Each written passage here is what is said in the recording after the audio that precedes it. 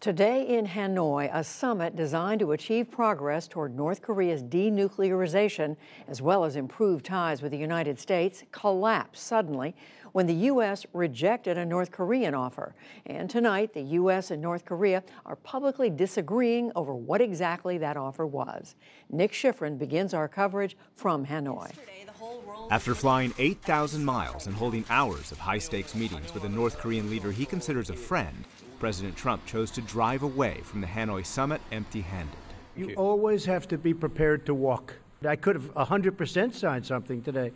We actually had papers ready to be signed, but it just wasn't appropriate. I want to do it right. I'd much rather do it right than do it fast.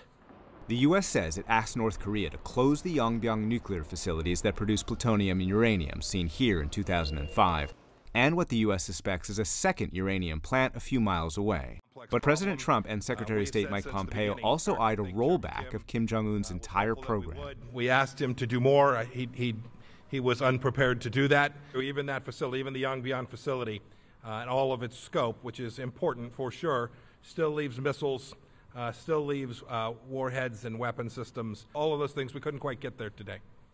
The U.S. says North Korea agreed to close Yongbyon, but wouldn't go any further, and they demanded what President Trump called excessive sanctions relief. Basically, they wanted the sanctions lifted in their entirety, and we couldn't do that.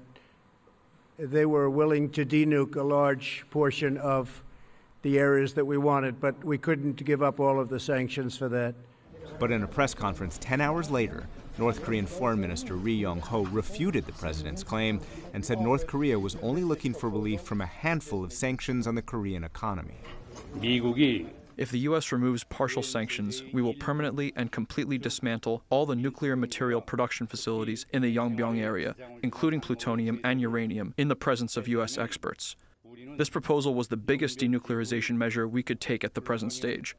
North Korea said it offered to permanently halt nuclear and missile testing. And today, Kim Jong Un said he was interested in denuclearization. If I'm not willing to do that, I won't be here right now. That's a good answer. Wow, that might be the best answer you've ever heard. President Trump maintained his focus on his personal connection with Kim and extended those feelings to the North Korean people, saying he wouldn't increase sanctions for fear they would suffer. I don't want to talk about increasing sanctions. They're strong. They have a lot of great people in North Korea that have to live also, and that's important to me. But for President Trump, what was less important, punishing North Korea for the case of Otto Warmbier. In 2016 in Pyongyang, the University of Virginia student was arrested. The next year, he came home to Ohio on a stretcher with severe neurological injury and extensive loss of brain tissue. He died shortly after. Today, President Trump said Kim Jong Un wasn't responsible. I don't believe that he would have allowed that to happen. It just wasn't to his advantage to allow that to happen. Those prisons are rough. They're rough places, and bad things happened. He tells me that he didn't know about it, and I will take him at his word. Yes, ma'am, go ahead, please. Despite cutting the summit short, President Trump said he hoped dialogue with the longtime U.S. adversary would continue. This wasn't a walk away like you get up and walk out. No, this was very friendly. We shook hands. There's a warmth that we have. Now, I hope that stays. I think it will. And yet the U.S. delegation left without realizing its stated goals. No agreed definition of denuclearization, no roadmap of mutual actions, no mutual liaison offices.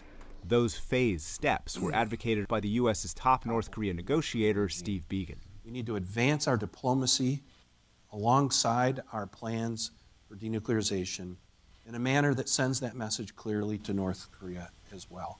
We are ready for a different future. It's bigger than denuclearization. Instead, as National Security Advisor John Bolton sat at the end of the table, the U.S. demanded major steps toward denuclearization. And the Hanoi summit ended with a banquet table for a planned working lunch that was never used, and a planned signing statement that never occurred. For the PBS NewsHour, I'm Nick Schifrin in Hanoi.